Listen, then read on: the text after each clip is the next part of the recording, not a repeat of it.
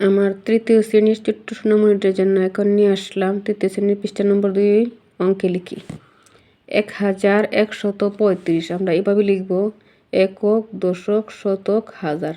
1000, হাজারের করে 1, 100, শতকের করে আবার 1, 35 লিখতে গেলে দশকের করে 3 আর একের করে 5, 3979।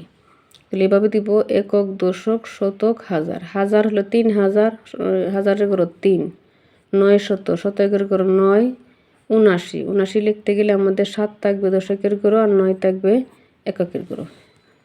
এখানে 7869। একক, দশক, শতক, হাজার। 7000, এই যে 7, 800, শতকের করে 8, 69 লিখতে গেলে দশকের করে 6, এককের করে 9, 9101। একক, দশক, শতক, হাজার। হাজারের করে 9, শতকের করে 1, 101, এককের করে 1। এই জায়গাটা পাকা রয়ে গেল, এটা হবে 0।